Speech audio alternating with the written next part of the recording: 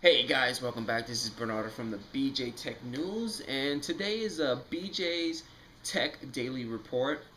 Always exciting news because I got a bunch of topics that I have to go over. But before I do that, this BJTechNews Daily Report is brought to you by HDHat.com, where you can find the latest mobile movie system gadgets to record the finest video using your iPad and your iPhone devices.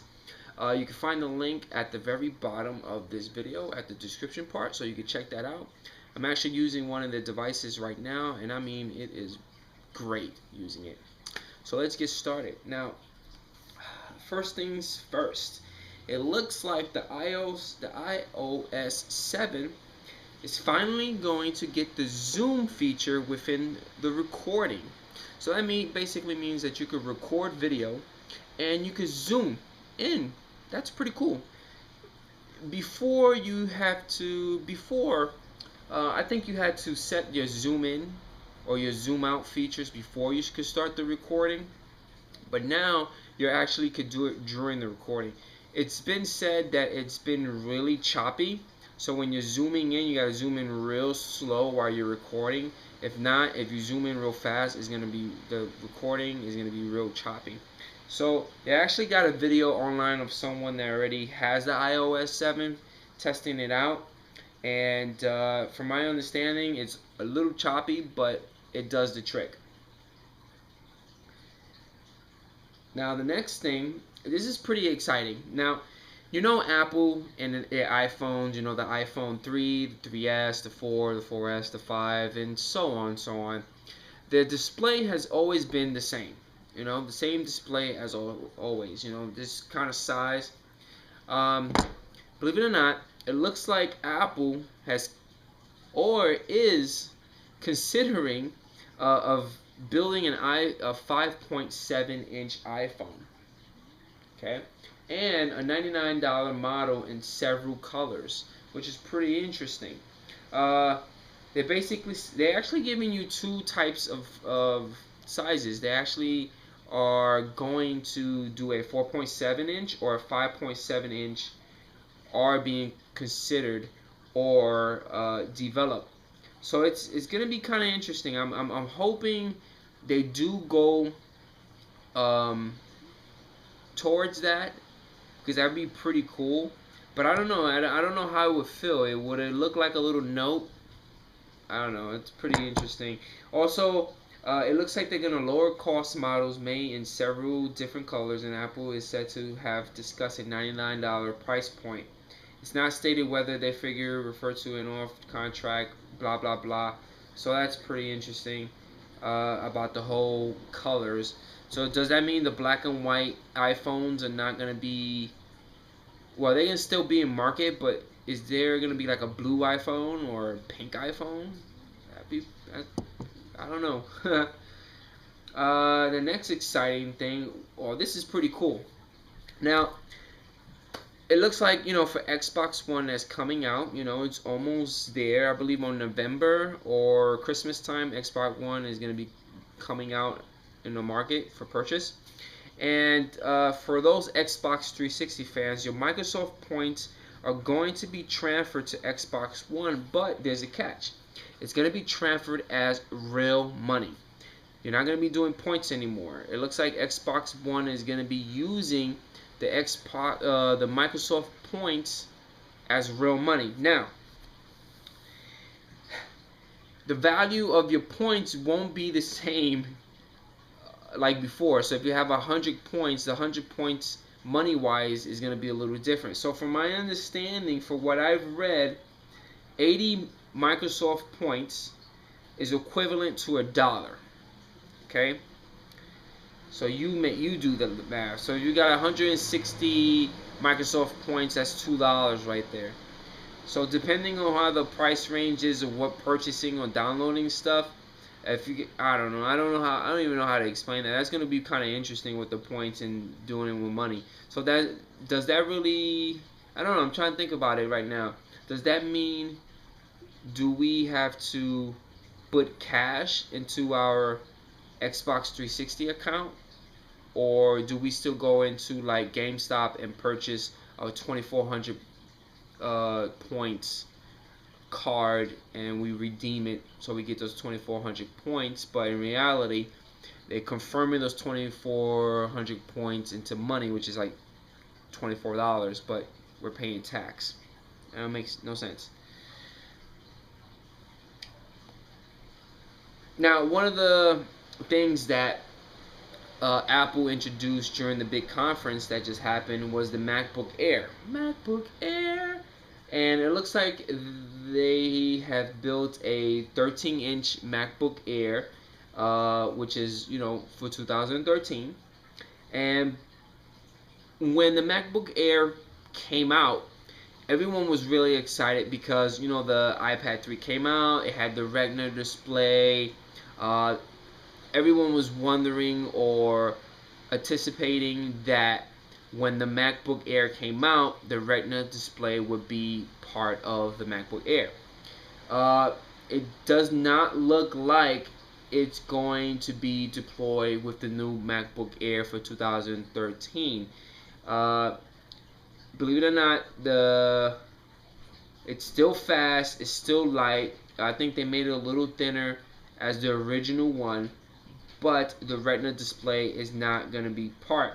One good thing about it is they actually added a faster SSD, solid state drive, and they're actually slipping the Haswell CPU, which is extremely awesome processor. And the price range for that, believe it or not, they're actually adding $99, so it's actually going to be $1,099 for that. As always, they always promise that the 12-hour battery life will always be there for the MacBook Air, so that's gonna be a little bit interesting to see if the 12-hour battery life is still there. Now, a cool feature that Twitter, I said Twitter, silly me. A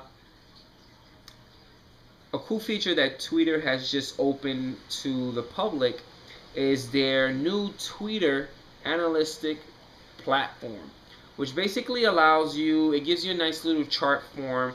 I haven't had the chance to play around with it yet, but it looks like it gives you a first-person view of what is actually happening behind the scenes. So when you shoot a Twitter out to all your followers, you want to know who's clicking what are they doing, what's the trend on your site, so you can provide more information on that and just grow with your Twitter account. So the analytic platform is pretty cool. They just recently just opened it out to the public. I haven't had the chance to actually play around with it. So hopefully when I do get a chance to play around with it, I'll probably do a video and show you guys what I see and how to mess around with it.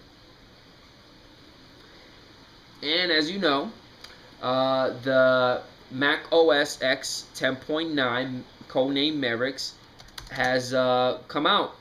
And believe it or not, I created a video, first boot with you guys. Hopefully you guys could check that out. I could place the link at the very bottom of the video so you guys could go view that. And I also found one major issue, which was the Adobe Flash Player, which is I did another video now, which I'm going to place the link at the bottom of the description, how to fix it. But it looks like Apple already has a list of Macs compatible for the Mac OS X 10.9.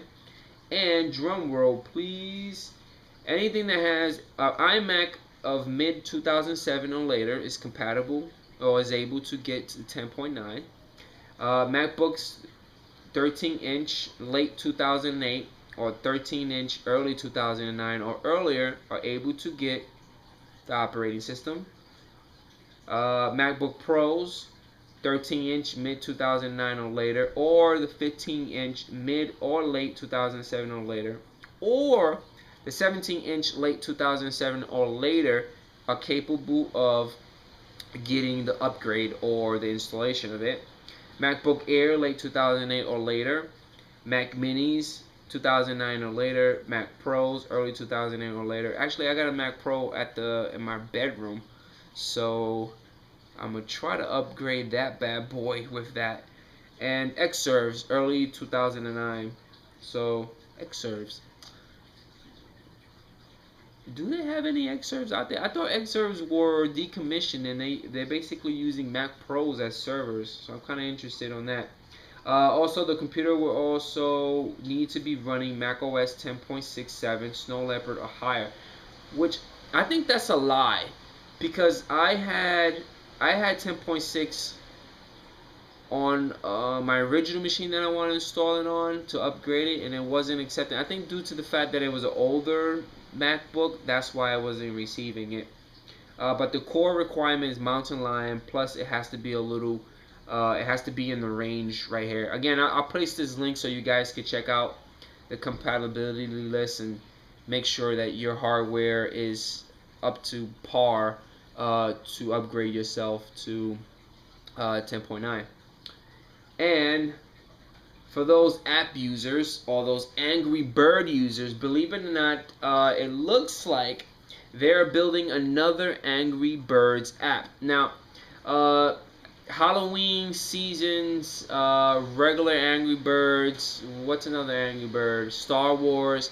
They all have the same concept. You have a bunch of birds that you take in a slingshot, you shoot to kill or destroy these building blocks or destroy these pigs. It looks like the company, which I believe is Rovio, I think I'm pronouncing it correctly. Probably not. It looks like they are taking Angry Birds into another direction, and it looks like they're pretty soon are going to deploy Angry Birds Go. And it's more of a racing game, so I'm kind of interested on that. My son and myself are huge Angry Bird fans, so once that comes out, I'm definitely going to purchase it. I'm probably going to do a review on it, so stay tuned on my channel, check that out. And kind of excited about that because I'm a huge Angry Bird fan. And for those that are fans fans of Angry Birds, hey, let me know down there, what's your highest score in that? What's your highest score in Angry Birds? How far have you gone? And yeah, that's about it. That's about it for BJ's Tech Daily Report. Hopefully you guys enjoy. Please leave comments below if you have any questions. Hey, shoot comments below. I do appreciate those thumbs up. Those thumbs ups are always appreciated. As well as all the articles that I went over with today's daily report are going to be on the description part, so you guys could check that out. And I'll catch you guys later. Peace out.